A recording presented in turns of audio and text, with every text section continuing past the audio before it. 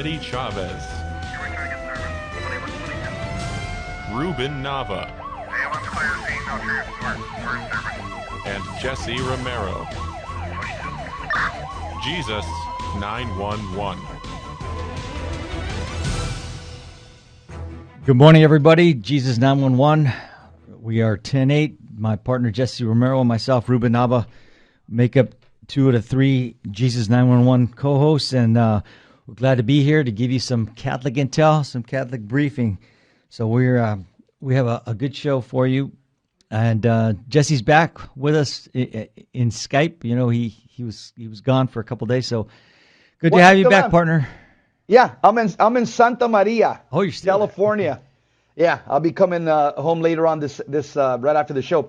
Hey, Ruben, we got a special guest. I want to just talk to him about men's involvement, the importance of men being involved in the pro-life movement. His name is Matt Engelfehler. Do we have Matt on the line? I think so. Yeah, I'm Matt, here. Are you on? Yes. Hey, I'm Matt, here. welcome to the Jesus 911 show. Good morning, Hey, Matt, Matt. you got and this is Ruben, my partner, two-man car. You're on Jesus 911. Hey, Matt, you're very involved in the pro-life movement, and I love that because you're a manly man, as they say.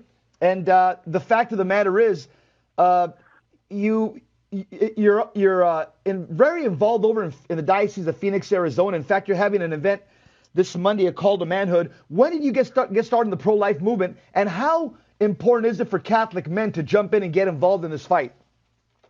Well, I've been involved. Got pulled out by my mom and dad probably about 30 years ago when I was a teenager, and my mom started sidewalk counseling out there, and they just drove home the importance of what was going on. Once you start to realize, what abortion is and how important it is, I couldn't help but just get more and more involved. And then I've been working on and off with different groups since then. I was part of Operation Rescue back in the day, all the way through now. And it seemed like even back then that there were more men involved in the movement. And I don't know if that's if it's just my perception, but it seems like we kind of, men in the movement, or real strong men in the movement, have kind of drifted away. And it's kind of, not that there's not any out there, but there's just, we don't have that presence like we used to have alongside the women as our moms and, and our, now our, wives and our children and stuff out there. And I don't know if I'm trying to put my finger on what exactly is causing that. Man, I can tell you this. These 3 guys, myself, Ruben, and yourself, these are 3 men that are involved in the pro-life movement actively. And this is exactly what we want to do. We want to call all other men to this field that I call this the field of combat. I call the pro-life movement hand-to-hand combat with the diabolical in front of these abortion clinics. And this is so important because the devil knows that if he can compromise men, if he can get men to become lukewarm and not engage in the fight, he knows that he can continue the slaughtering of babies. You know what? Abortion is a man-caused problem because of nasty, filthy men, and abortion will be stopped by men. This is why it's so important for men to get involved in your parish. And I know, Matt, you're very involved out there at St. Thomas the Apostle Church. You got a great pastor. You got a great crew out there. And you're very involved in the Diocese of Phoenix. And I know I'm going to be this Monday. I'm going to be this Monday at your parish, trying to call all the men all there in Phoenix, the Phoenix Diocese, to man up and to get involved in the pro-life movement in that area. Ruben, yeah, absolutely. Comments? Go ahead, Matt. Go ahead, Matt. No, I was just going to say, I think that that's what our big push. We kind of have a different theme. Obviously October being Respect Life Month, and we really agreed, that men. Unfortunately, men are, if anything, are put down or encouraged to become, like you said, lukewarm, not to be men. And I'm not talking about being aggressive and going and picking fights. I'm talking about being men, being leaders in our families, in our parishes, and it's in the pro-life movement. We're out there. We're protectors. We need to be the ones out there. Like I said, on the front lines, and it is absolutely a spiritual battle. And if you're ever, whenever you're out at the clinic and we're praying out there, you can sense that evil out there. You can sense the evil right on the other side of that driveway, and that's Right. what we're out there to fight, to try to pierce through that, to get to, to hopefully, with our prayers, touch the hearts of the women inside that are going to have it, and even the workers, especially the workers too at the clinics, to touch their hearts and pull them out of there. Matt, it's also my experience having done some 40 Days for Life that we need the men out there to protect the women that are out there praying, because you saw what that I was a city councilman back east, where he was just berating that one lady and just abusing her verbally with words about why she was out there and praying her rosary, and it was disgusting. But I've seen that happen where these women are being threatened and harassed, and because there's no male figure out there to discourage them from doing that. And so, yeah, that's just one of the reasons. Another reason I see is because having been out there, and I've had talked to guys out there that they're just in tears because they can't change their girlfriend's mind. She says, "I don't want this," but my rights aren't even taken into consideration. Now, what do you see about that? What could we tell these guys? It breaks my heart to see them without a foot to stand on. I totally understand. I've usually I don't do a lot of sidewalk counseling myself, but usually they have me when it's the men coming out, and you talk to them, and often they feel. They do feel powerless. They've been so ingrained. This is the woman's right. This is her choice. This is her baby. All this stuff, and they need to understand that child is theirs. And I'll tell them straight up. It says we don't get many chances in our life to be a hero, to save someone's life directly. It says you have that chance. You can go in there. You can talk to them again. Plead with them. Just say, give me another day. Bring her out. You can save your own child's life today. You can be a hero in that child's life and in your girlfriend or your wife's life. And the guy you has don't to get many opportunities, but you've got that chance today. Go take that chance and bring them out and let us show what we can do. The guy has to step up and say, "Hey, look, I'll do whatever it takes to support that baby." Let those women know that they're not alone. That man will work 2-3 jobs just to whatever it takes to get be able to care for that baby, care for the mother. That's important. Matt, Ruben, you guys hit on something very important, because we live right now in the Avenger culture. All the guys, especially young guys, millennials, they know about the Avengers, these Marvel comics that we see in Hollywood movies. And the way you put it, Matt, that's incredible psychology. You said, you can be a hero. Don't you want to be a hero? I mean, you're tapping into the deepest part of every man, that chivalry, courage, valor, bravery, fortitude. You're tapping into something very deep in a man when you use those words. And again, it just kind of sounds, it's that Marvel comic language that they're used to hearing, that I think is a very effective way to get these guys man up and step up to the responsibility. So, I think that's the way to go, especially with these young millennial guys. Absolutely, and like you said, you had mentioned that you had talked to someone, a man that was just they're heartbroken, they couldn't change their. Often it's just like I said, our society, we're being taught as men from every other angle to be more passive, that this is the woman's right, this is the woman's body, all that type of stuff. These men honestly think they have no right. They feel like they don't, it's not their position, and it's just a matter of getting them out of that, shaking them out of that, making them realize that this is their child that is about to die. It's not, and unfortunately, the one gentleman that I had talked to, I was out there talking. He had a little baby in the car seat in the back that he had brought. They had brought their other child to kill their one child, but he still in his mind didn't. But once we got the connection there, it made him understand the child that's in there is just as important as the one that's in your car seat here. And you would do anything to protect that child. Right now, your other child needs you to protect them, and you kind of have to shake them out of this whole passivity, get in touch with your feminine side, get in touch, all this type of stuff. We need to be men, protectors, leaders, guides for our family. And that's not to put down Yeah, right. put down women or put down that culture at all. That's what we're called to be as men. Yeah. And then we do that out of respect and love for our family and the women in our life and all those others. But as a society, we're part of the body of Christ. So as a part of the body of Christ, those babies that are being killed in the clinic, those are our brothers and sisters. So we have just as much responsibility to go and do what we can to protect and save those lives as we do our own children and our own brothers and our own family members. Invite the audience this Monday to your event. Go ahead and invite all the guys from the men from the Diocese of Phoenix and anybody else that wants to come. What are you having on Monday, October 14th? We're actually having you come out. Jesse, you're going to be coming and talking to us. The title of the talk is called A Call to Manhood, the importance of being a true men of faith and action in the pro-life movement.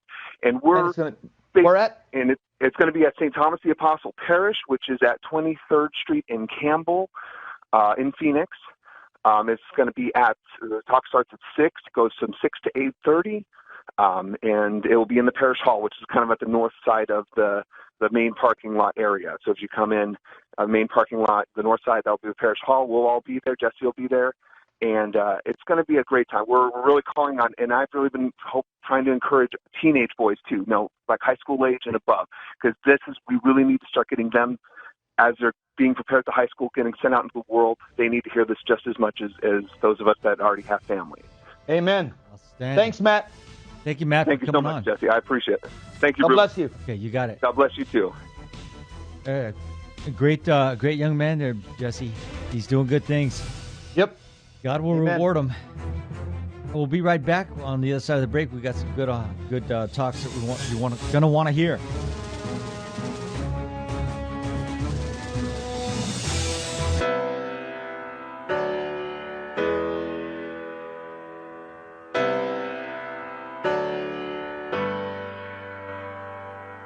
This is Jesse Romero. And I'm Terry Barber. From the Terry and Jesse Show. And we invite you to listen to the Holy Hour of Power, High Energy Catholic Radio. We're two Catholics with a PhD in common sense. We're on Monday through Friday on Virgin Most Powerful Radio. What we're going to give you is masculine Catholic teachings on the faith. We say we're too inspired to be tired, we're too protected to be dejected, and we're too renewed to be subdued. Why? Because we believe in Jesus Christ and His bride, the Church, and we will take each issue of the day and show you how the Catholic Church has the answer for our culture. What we really do is bring men back into the Catholic Church, which it's about time to do. We want men to be leaders in their Catholic faith so that they can bring their family to heaven. Our program is not right versus left, it's right versus wrong, and our program is where Catholicism and culture intersect. It's High Energy Catholic Radio. We're going to inspire you to fall deeper in love with Jesus Christ and His bride, the Church. The Terry and Jesse Show on the Virgin Most Powerful app.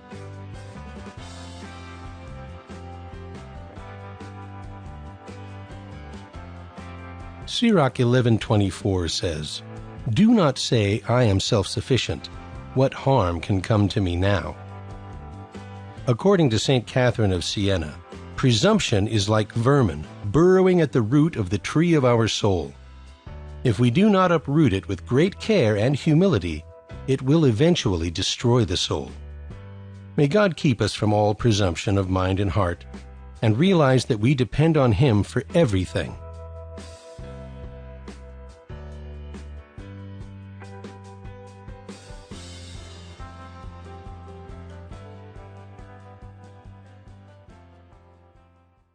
Buying or selling your home or your business property? This is Terry Barber. Real Estate for Life underwrites the Terry and Jesse Show. And they can connect you to one of 900 pro-life real estate agents around the world. And when they receive their referral fee, they will give 80% of it to a pro-life organization. Wow! That's 80%! realestateforlife.org, 877-LIFE, US 1.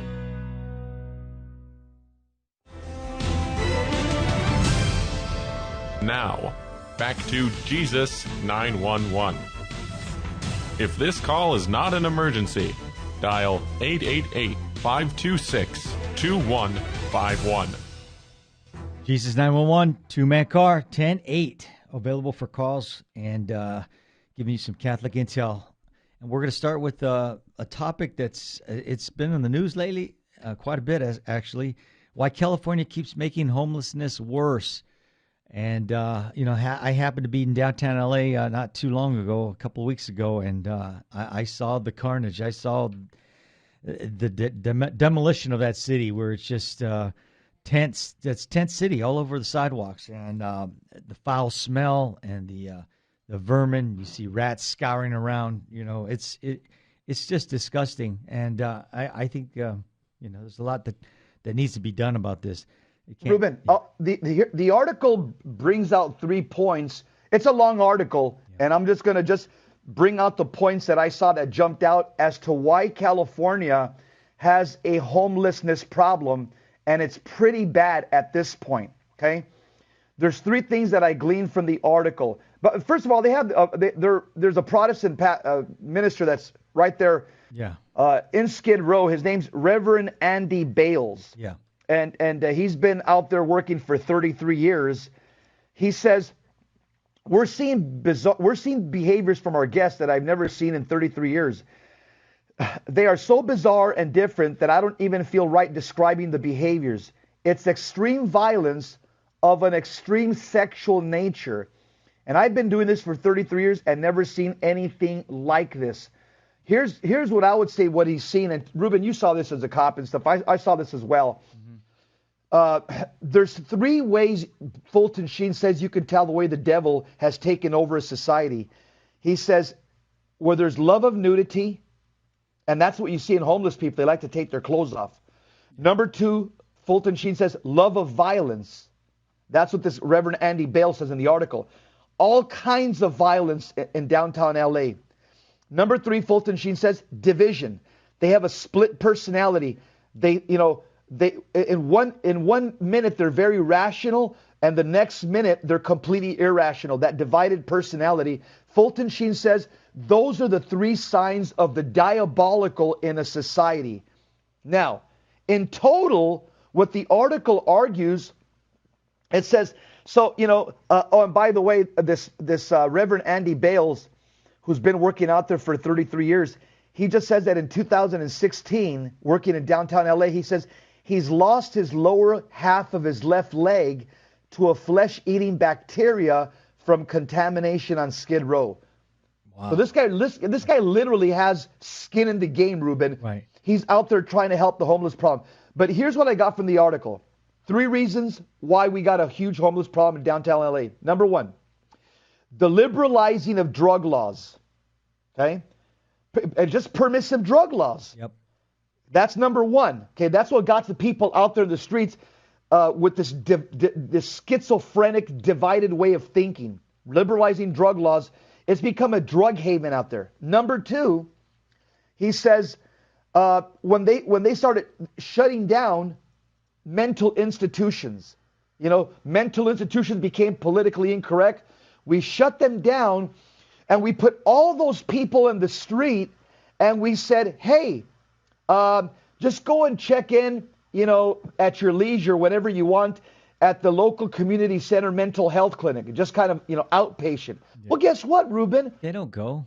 They're not going to go. No. I mean, most people don't even want to go to their dentist appointment. You know what I'm saying? And most people don't even acknowledge they have a problem.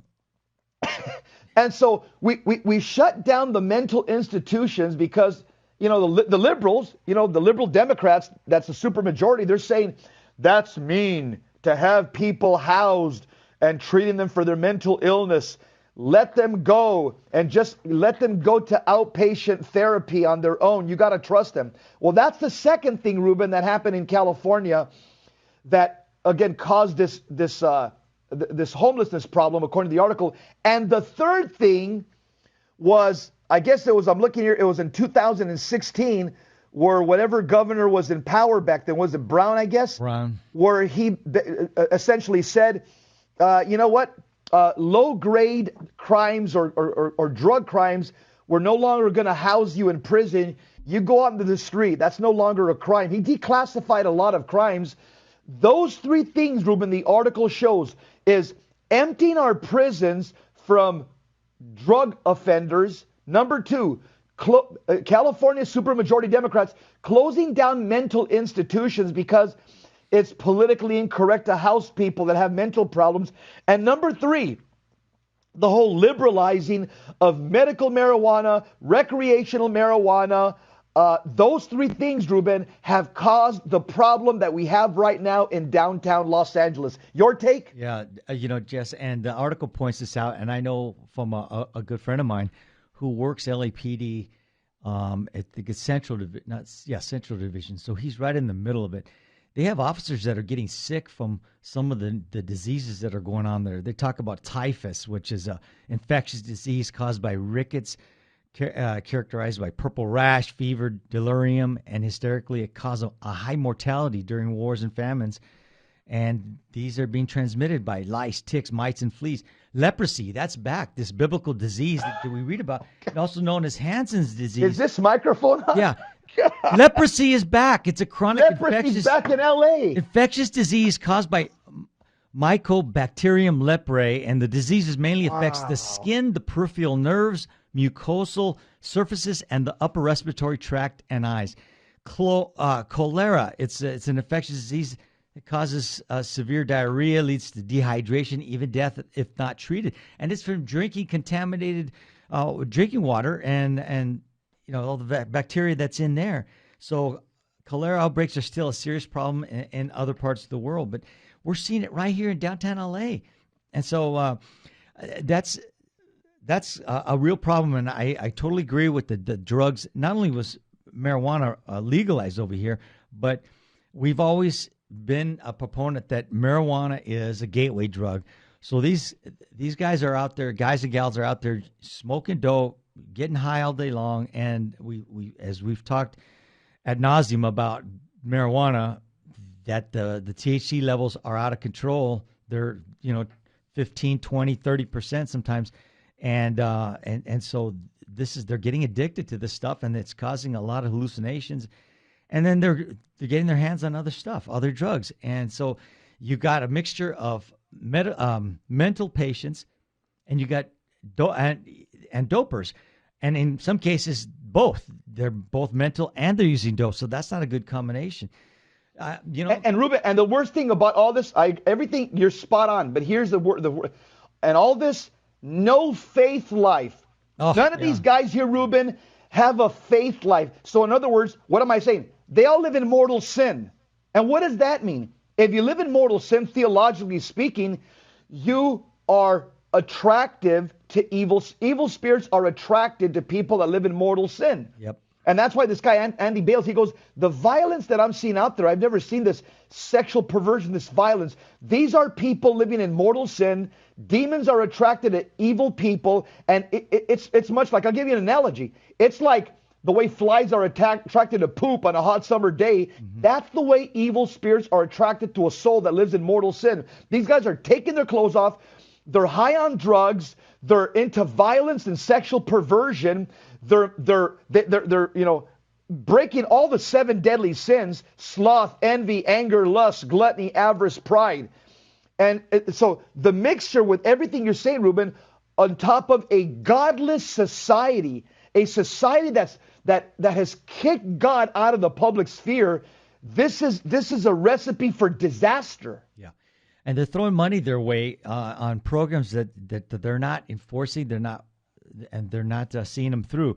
Now, you already mentioned that they want these mental patients to go and seek treatment on their own, and they did away with this mandatory drug schools, or where they had to go to as part of their convictions in court. They had to go to like a narcotics classes. And those aren't being enforced, so they aren't going to go, and so they don't get the help that they need to kick their habits. And this is all under the Democrats right here, the progressives, super majority. That's right, Jesse. And the article mentions that Arizona is a red state, and that doesn't spend a ton on its services, but is the best scenario in every aspect. World-class coordination with law enforcement, strong oversight. They don't let people fall apart and then return to jail in 30 days like California does. So I wonder why Jesse moved to Arizona, everybody. Ruben, there's also a psychiatrist here that wrote a book. He says, Dr. Fuller Torrey, the book is called American Psychosis: how the federal government destroyed the mental illness system. And so in that book, he talks about the way the Democrat Party made mental institutions politically incorrect, just like when they go after something. They go after nuclear power plants or cigarette smoking. When the Democrats go after one of these How about straws? These Plastic straws. Yeah. Right. When they go after these inconsequential issues, they get the media to get behind them, and they start a sheer propaganda war against something, and they destroy it. And that's what the Democrats and the Hollywood community, they did against mental institutions. They came out with all these movies. One Flew Over the Cuckoo's Nest, another one, King of Hearts, and another one called Discipline and Punish. And these were movies that basically were demonizing mental institutions. And little by little, Ruben, this is how they got people to say, yeah, we don't need mental institutions. Let all these people go. They're innocent victims, and let them check in on their own to these outpatient clinics. Well, we know that just doesn't work. And Ruben, I'll tell you why the elites don't care about this. Because the elites don't live. The elites, like Nancy Pelosi, for example, they live behind high walls. They got security systems. They got guard dogs, private security, high police visibility. So they're protected from these mentally ill homeless people who are probably demonized, because those people end up where? In the inner city, in the barrios, in the ghettos, in project housing, in trailer parks where blue-collar Americans live. They don't end up in Nancy Pelosi's backyard. No, they don't, Jess. And what they're doing over in San Francisco is giving them free needles to go and safe zones so that they could go shoot up their heroin and methamphetamine and cocaine. And this is completely ludicrous. What these progressives think that, at least they're not going to be doing it. They could just do it at their leisure, and there's a cordoned off zone where they can do this thing. And you just can't do that. You can't give these people access to these drugs and just give them carte blanche to go ahead and do their thing. That's not going to happen. And as far as my experience with homelessness, I'm going to tell you a story about this one case that it was kind of blew me away. But you got to hold on to hear the story. Then hold on, that story. It was funny, not funny, but Jesus 911. We're 10-8. On duty. Right. Don't change that dial. We'll be right back. Hear the story that Ruben's going to tell us.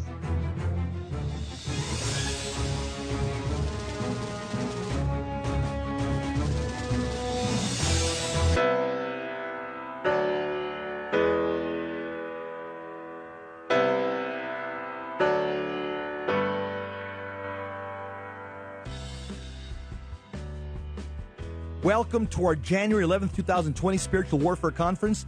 Every year without fail, this is our most popular, well-attended event. This year's Spiritual Warfare Conference will host Adam Bly, a Catholic demonologist, and an auxiliary member of the International Association of Exorcists, along with Dr. Luis Sandoval, a psychiatrist who's part of the Healing, Deliverance, and Exorcism team for the Diocese of Orange. These two gentlemen bring tons of experience and expertise in the area of spiritual warfare. This is going to be a high-information Catholic seminar.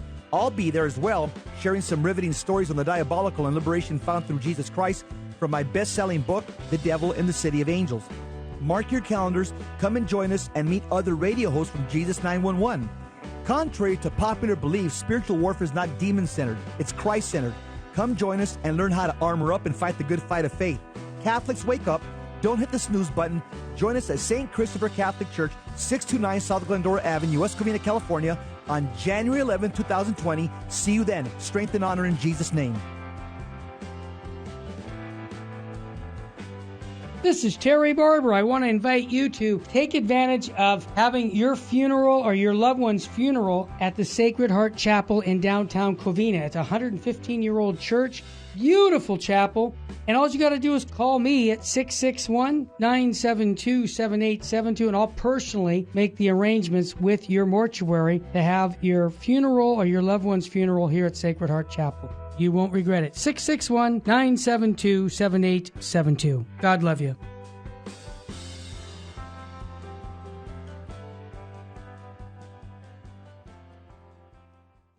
Buying or selling your home or your business property? This is Terry Barber. Real Estate for Life underwrites the Terry and Jesse Show. And they can connect you to one of 900 pro-life real estate agents around the world. And when they receive their referral fee, they will give 80% of it to a pro-life organization. Wow, that's 80%. realestateforlife.org, 877-LIFE, US 1.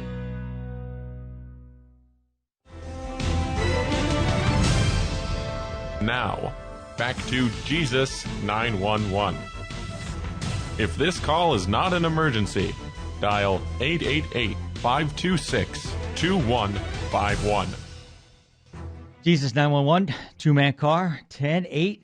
We're giving you some soul food, and we're talking about homelessness in California and why it's gotten so bad. And I don't make it a point to give them money, Jesse, and I'll give them coupons for food. Sometimes I'll go to McDonald's, buy these $5 coupons, and hand those out because I know, having worked narcotics, that these guys just turn around. I had informants that would tell me on a good day I could make $100 to $150 just panhandling. I said, well. He goes, I work hard. I said, well, why don't you take that and turn that into a real job? I mean, with that same intensity, go get a job. And I just no, because when I'm not chasing the dragon, I'm chasing my habit, then I don't have the motivation to do it. But only when I need to get the stuff, then I work hard. So anyway, wow. I remembered that. So one night I'm coming home from work, East LA. It's 3:00 in the morning. I'm coming from East LA, but I needed gas. I stopped off the 10 freeway in Baldwin Park, and I know now that having worked the industry station in narcotics, that is a hellhole, that motel there. So there's a gas station attached to it, so or right next to the door. So I pull in to get the gas, and this lady comes up to me, young girl actually, she's probably in her early 20s, and she starts appealing to me for. That I'm trying to raise some money to get some room to stay right here at this motel. My boyfriend threw me out. I have a little infant in the car, and I need $30 to get a room here. I said, wow, I feel bad for her. Okay, here I gave her some cash. Gave her some cash so that she could get that room. But that 6 cents went off in my head, Jesse. That 6 cents that cops have. I said, yep. Something's not right. So when I finished pumping gas, she was parked over along the side of the gas station. So I walked over there just to verify her story, and startled the heck out of me as her boyfriend was reclined in the front seat, and he sat up. And I drew my gun so fast, pointing at him, thinking I thought I was going to shoot him. And the lady was still standing there. I go, this is the boyfriend that supposedly threw you out? And she's still holding the money in her hand that I had given her. So I grabbed the money. I go, negative, man. I'm not giving you any money. They're just looking to score their next their next fix of meth or coke. So if anyone would have saw that, they would have said, that guy with the gun robbed them of this money. And I said, wow, I could have been in trouble because it would have been their word against mine. Yeah. I said, yeah. You know what? After that, I said, no, I'm not doing that. I could have killed this guy. It scared the bejesus out of me. Wow. So, and here you're trying to do something good that could have went south on you. Exactly. So, Well, once your guardian angels were there with you, Ruben, because you live in a state of grace. That's why. That's why, you're always churched up and prayed up and armored up.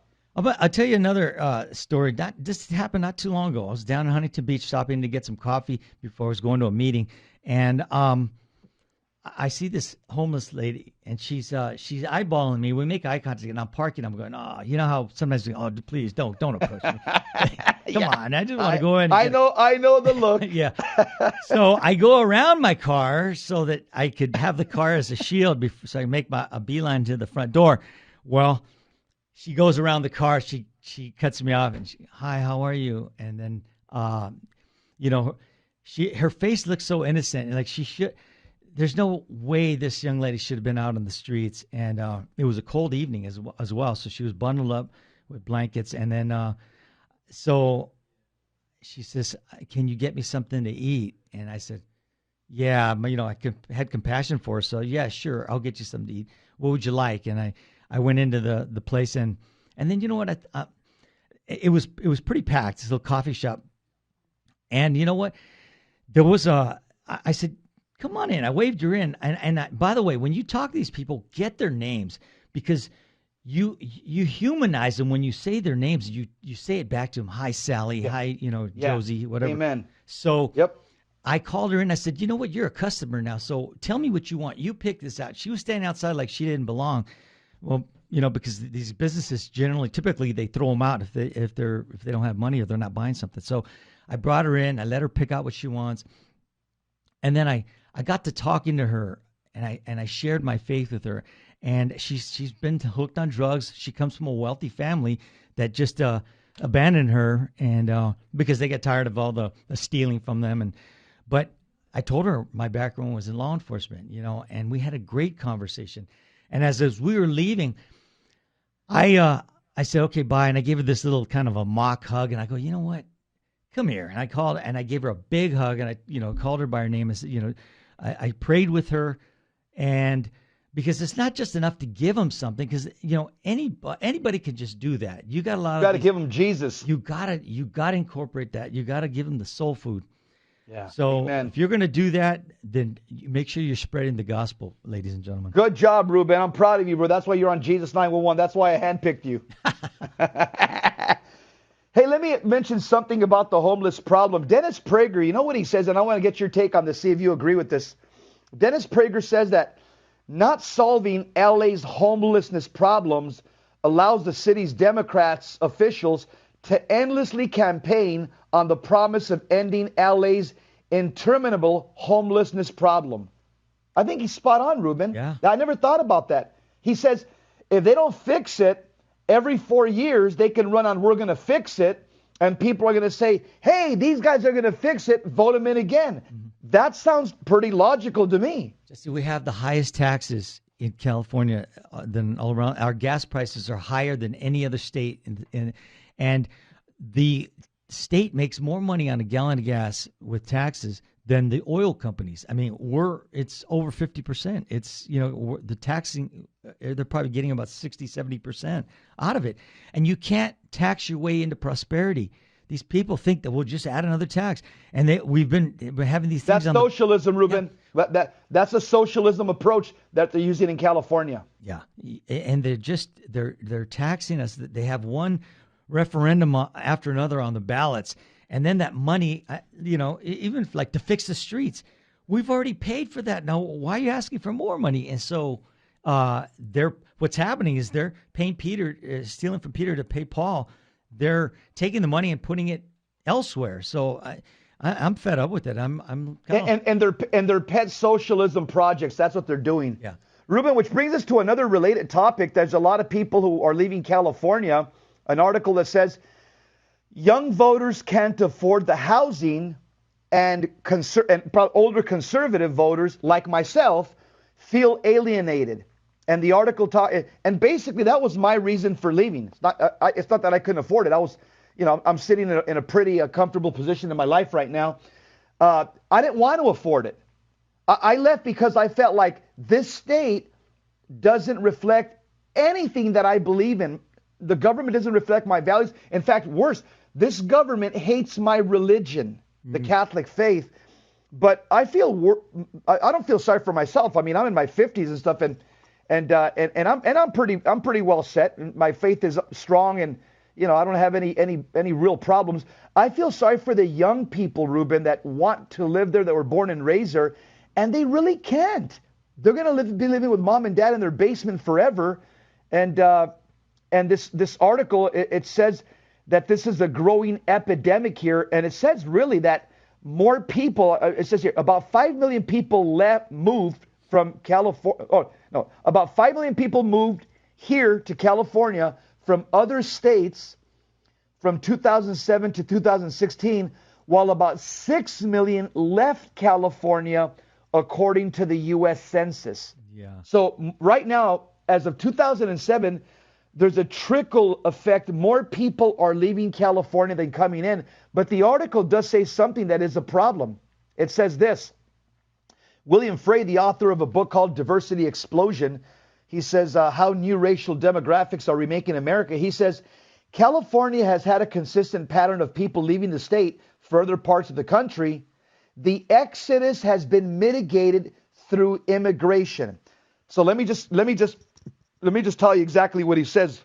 What he's basically saying is that middle-class conservatives like myself are leaving California, and they're being replaced by legal and illegal immigrants that will now be a voting bloc for the liberal Democrat Party that gives them entitlements. That's exactly what he's saying without saying it. Well, when the majority of people are like you that are conservatives, and so the voting bloc just gets further and further. You know, there's bigger disparity between the progressives and the conservatives, and then the liberals that are leaving, they're going to Vegas or they're going to, like Nevada and Arizona, and those states are getting pissed off because they're bringing their liberal policies mindset over there. Exactly. I have a sister that bought in Nevada, and she says, hey, the same reason, stay over where you are. We don't need you over here with that mindset. No, but Ruben, it's funny when people call me up and say, hey, Jess, should I move to Arizona? I get a lot of people call me up all the time or, through social media. And I just say, hey, are you a Democrat? They go, yeah. I said, dude, you don't want to move out here. It's terrible, man. It's hot. Oh, no, you don't want to move out here. It's all desert. Now, when they call me up and I say, are you conservative? Or did you vote for Trump? Yeah, I did. Oh, dude, come over here, man. The housing is 50% cheaper. I said, and then, I go on and sell them on it. So, yeah, I don't want liberals to come to Arizona. Yeah. This Berkeley study, they found that 82% of the 18 to 29-year-olds considered leaving the state, citing housing costs as a reason, as did nearly 80% of the 30 to 39-year-olds. That's huge. This guy, D. Camilo, says that those 65 and older probably bought a house many years ago, and it's not that big a deal, but it's less of a factor for the seniors. But and as we were talking about the other article we just finished up, that's part of the problem too, is that housing is so expensive. Okay, and so housing is so expensive that when they come out of it, they go to the streets because they've got no place to go. And when we come back, we've got a caller on the line. Diana, thanks for holding on. We'll be right back. And we got good news, Ruben. We're going to talk about how adoration and retreats are transforming prisoners, bringing them to Jesus. There you go. All right, good topic. We'll be right back.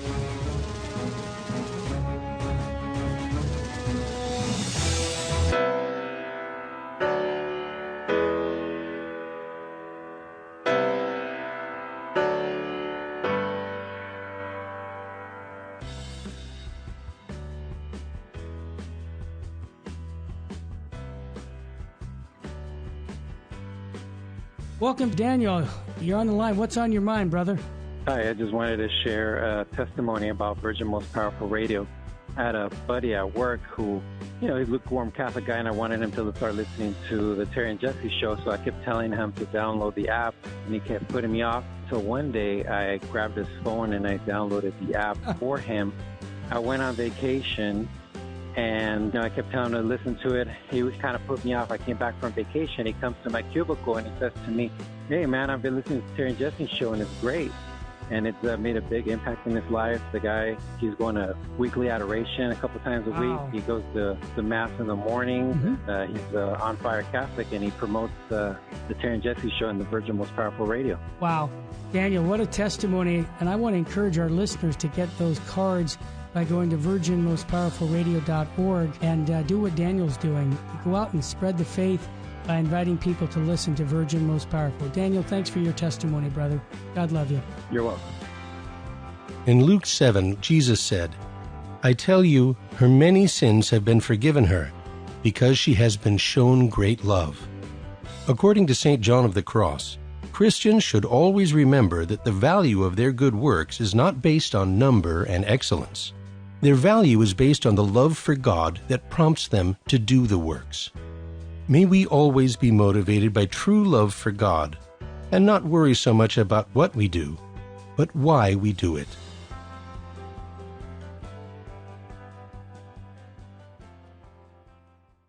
Buying or selling your home or your business property? This is Terry Barber. Real Estate for Life underwrites the Terry and Jesse Show. And they can connect you to one of 900 pro-life real estate agents around the world. And when they receive their referral fee, they will give 80% of it to a pro-life organization. Wow, that's 80%. realestateforlife.org, 877-LIFE-US1.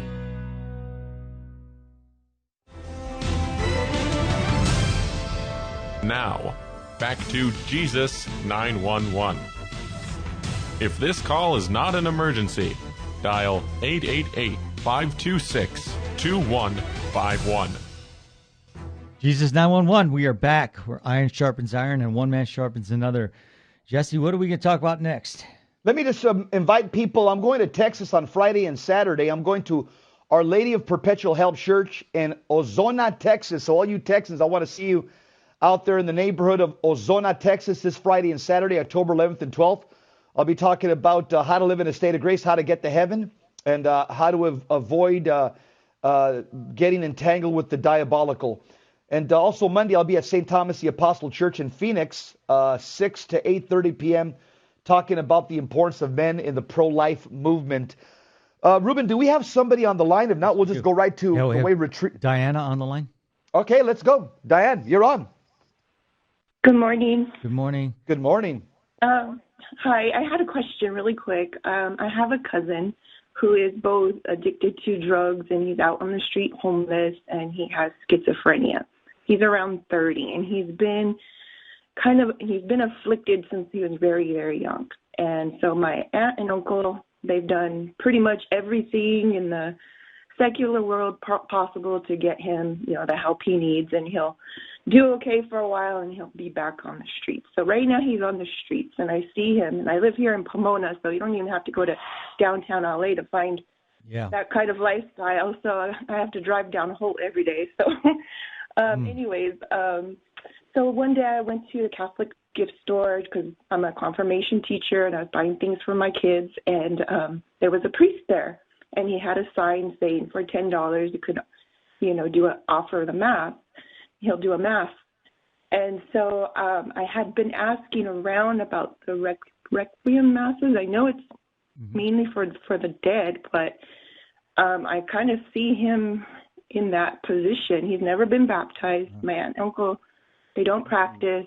And I know my aunt's baptized, but so I bought 30 masses, and I went to the first one on Friday, and I knew mainly that I was going to probably suffer consequences for that spiritually, and but I was just wondering if that was something I should have done. Diana, so you bought 30 masses, Gregorian masses for your nephew that's alive, right? Yeah. My cousin. Your cousin. For the family. Okay. Well, that's great. Okay. Okay. You offered a stipend for 30 masses. Yeah. That's the proper terminology. Yeah. So anyway, that's right. I'm sorry. But it's they're more a good powerful. thing They're more powerful when they're alive absolutely. than after they're dead. So you did the right thing. You did the right thing. Mm-hmm. You did the right thing. And Diane, you did the right thing. And here's what I would say. Drug addiction, there's a diabolical component to it. And so through prayers, through the rosary, through the holy sacrifice of the Mass, as you're offering it for this person, this is going to give them the grace, actual grace, so that they can resist their drug habits. The only way to get rid of this is you have to get grace to flow into their soul. Apart from grace, they're not ever going to be able to break the drug habit because there's a diabolical component to it. This is what the devil's been using since the Old Testament and New Testament. He's been using drugs to control people. And so everything you do spiritual, the prayers, the rosary, the divine mercy, offer masses, this is going to give your nephew that what's called that actual grace, so that he can come to a senses, realize that he's destroying his life, come into the church, then receive sanctifying grace. That's the grace of the sacraments. because it's sanctifying grace that ultimately drives out the diabolical. And so you're starting, first of all, you're giving them actual grace by the masses and by your prayers, and keep it up. And invite them to church, invite them to RCIA, tell them to come into the Catholic Church, tell them Jesus is the solution to your problems, tell them you need the grace of God, but you can't get the grace of God in Walmart, Target, Costco, or anywhere else. You can only get that through the 7 sacraments. So in some way, shape, or form, you got to lead him back to the sacramental life, because it's only the sacramental life that drives out the diabolical from the person. And so you're on the right track by offering masses. Keep it up, but the goal is to get him sober, into RCIA, into the Catholic Church, into a relationship with Jesus Christ, where the 7 sacraments of the church start flowing into a soul, especially the Eucharist and confession. Ruben? Yeah, good. Keep it up, Diana. You're doing the right thing, and you're a prayer warrior. So I thank you for being part of. You're a blessing to your family. That's right. Thank you. Should I tell my aunt and uncle? Because I haven't told them that I've done this. Sure, I don't see why you would evangelize them. You tell them why you're doing it, what we believe as Catholics. You know, you as a cousin are doing it over and above. You know, you've got your own family to care for, and you're doing that. So maybe they might see that as, wow, you know, she's our extended family, and she's doing this. What more can we do for him? So you're on the right track. Okay, great. Yeah, and if your aunt and uncle would actually start. They don't realize it, because if they're not practicing their faith, they don't realize that they can be praying over their son every day, prayers of healing and deliverance, and they have the authority to drive out the devil from his life, and by driving out the diabolical through their prayers, which they have the authority to do, they would be able now to get him into the church so that he can start receiving the sacraments and enter into a relationship with the one living God. And once you're in a relationship with God and live in a state of grace, this keeps you protected from falling back into this lifestyle. All right. Thank you for calling, Diana. Thank you. Okay. Thank you so much. You're welcome. God bless. Ruben, it sounds like Texas is doing it right. There's an article that talks about the way you got these Texan Catholics. They're going into prisons, and they're having retreats and bringing in the Blessed Sacrament, and they are rocking prisoners in Texas, and they are changing their life absolutely by bringing in the Blessed Sacrament into these Texan prisons, and these prisoners are having a complete life-changing experience. What are your thoughts about that? The church in recent times has been trying to think of new ways to evangelize, and just go back to the old ways. They work. You know, Jesus changes hearts. There's nothing more powerful than adoration. I've even seen it in the Cursillo retreats. The greatest time that these people have is when we put them in front of Jesus in the monstrance on the altar, and it changes them. People, hardened guys, they come to tears. They come to their knees because Jesus. They realize they're looking at the God Man Jesus in the appearances of bread and wine. It is life changing. So I take my hat off to this Deacon Ewing that started this program, and they're asking for it in other prisons now because of the success that it's having, changing people's lives in there. Ruben, I'll tell you why this works, and you're right, because see, a lot of Catholic retreats, and I'm not being critical. I'm just making an observation as somebody who knows a lot about the spiritual life. A lot of Catholic retreats are just based on emotion. In other words, they're based on making you feel good and like tickling your passions. But a retreat like this, that this Deacon Ewing in the Diocese of Beaumont in Texas, what he's introducing into the prisons, it's based on an experience of Jesus in the Blessed Sacrament. It's based on mystical reality, a face-to-face encounter with Jesus, not just kind of a feel-good retreat where we're going to sit around and clap and hold hands and sing Kumbaya and strum guitars and stuff and hold each other by the hips. This is more than this. This is exactly what changes people for 2,000 years when they encounter Jesus Christ in the Blessed Sacrament and they realize, wow, he's here on earth.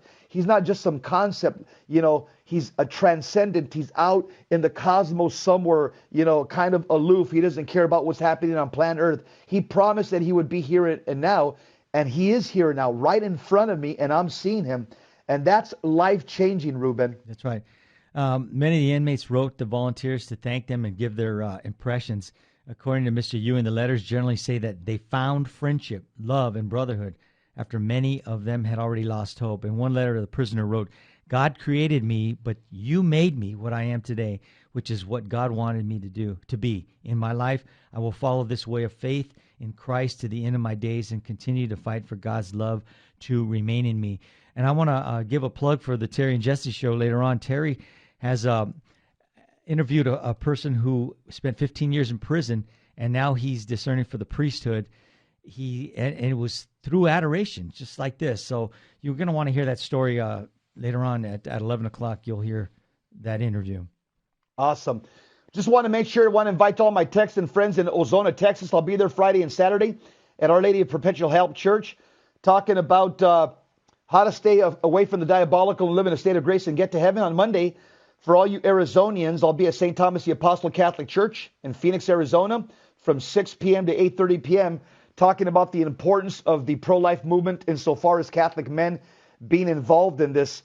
And Ruben, this article that we're reading here about this Texas program of adoration in the prisons, the last paragraph is gold. It says this: the incredible prison program of Deacon Ewing is yet one more proof of the universality of the church's message. Instead of looking for new and innovative programs based on liberation theology, progressive social justice, and other aberrations, it would be better to use what works, as Ruben said, and has always worked: the adoration of Jesus Christ and the sanctifying action of the sacraments. Hear, hear. That's right. Great way to end the show. Let's go back to basics, okay? Yeah. If you're looking for a feel-good religion, go become a Woodstock hippie, okay? Catholicism isn't some feel-good religion. It's the true religion started by Jesus Christ. You're called to pick up your cross. Life is short. Death is for sure. Sin is the problem, and Jesus is the cure. Catholicism is a sure ticket to heaven, but it means that you're not going to live the prosperity gospel, as Joel Osteen says. You're going to live a life of carrying your cross. But trust me, at the very end, it's all going to be worth it. That's Ruben? Right. That's right. And so let's let this motivate us to get out there and start our adoration. If we're not doing adoration, we should be doing it, at least once a week. Go out there. Amen. Amen. Talk to Jesus, leave all your problems with him, and then just listen. Listen. That's a great time to meditate and just listen to what God has to talk to, what he has to say to your heart. And I'm telling you, it's life-changing. So get out there, love your faith, live your faith, and learn your faith. God love you. Stay tuned for Hands-On Apologetics with Gary Mashuda on the next hour. Thank you for listening. And don't forget Terry at 11. He's got a great show. Right. All righty then. 10-7, we're out. That's right. It's time for lunch.